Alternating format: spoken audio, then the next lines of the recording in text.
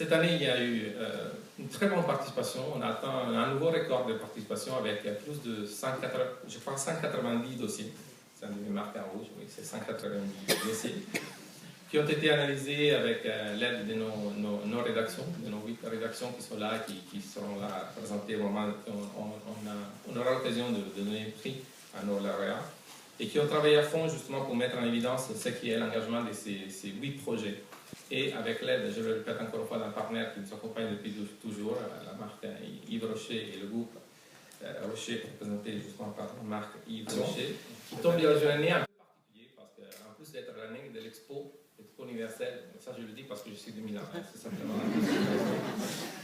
ça tombe dans l'année dans laquelle il y a la COP 21, c'est-à-dire cette initiative qui se donnera ici à Paris, en France, depuis, je ne sais pas quelle était la précédence, mais certainement c'est la 21e conférence du parti, qui a une tâche compliquée, mais très très importante, et c'est d'échanger un peu nos habitudes quotidiennes et nos habitudes à niveau global pour lutter contre le dérèglement climatique. Ça, c'est un mot très compliqué, et j'ai compris que de toute façon, c'est contre le réchauffement climatique, parce que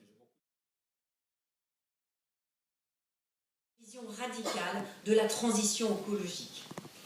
À ce titre, et à maintes reprises depuis, ont été défendus le lien essentiel qu'il existe entre les formes de développement économique, la permanence des conflits sur la planète, la pauvreté et les multiples atteintes à l'environnement. En ce sens, c'est bien d'une écologie et pour les droits des femmes partout sur la planète.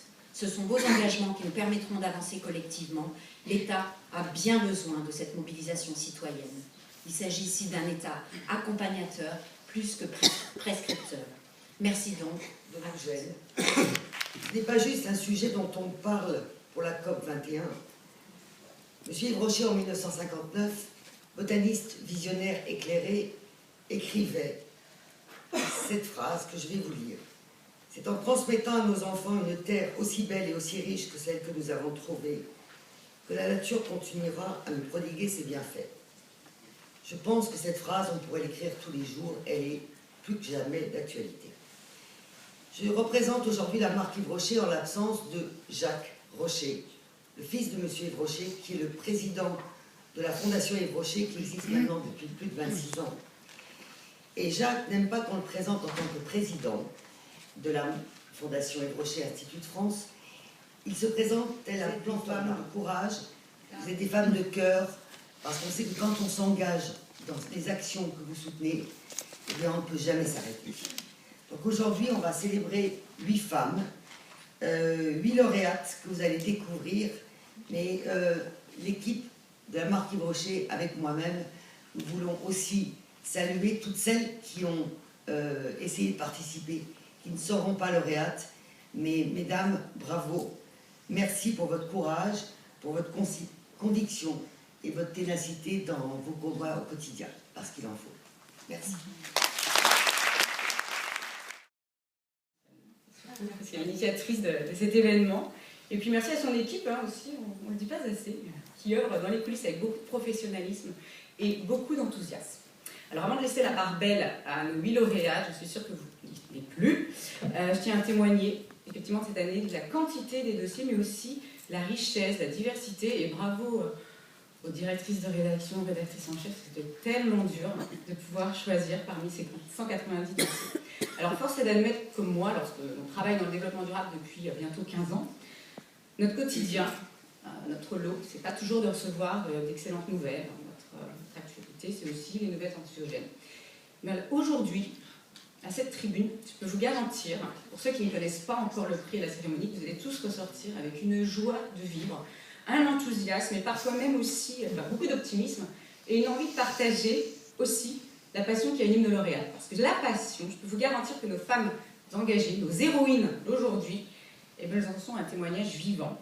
Elles sont une démonstration aussi de courage, détermination et l'illustration qu'on peut œuvrer dans l'économie durable, dans l'engagement social et environnemental, avec beaucoup de joie.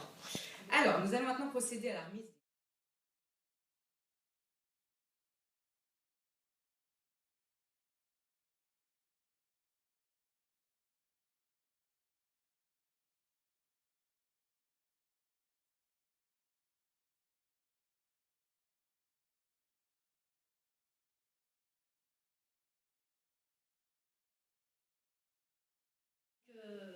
nous avons choisi de la récompenser.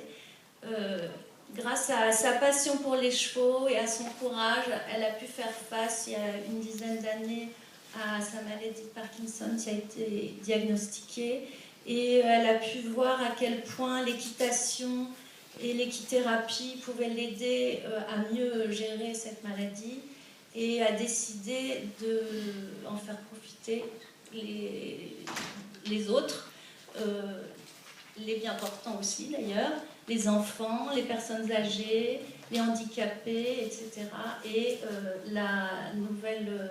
le nouveau projet, c'est de créer une structure et qui aide. Voilà, un programme dont tu vas parler mieux que moi, mais je te laisse l'expliquer.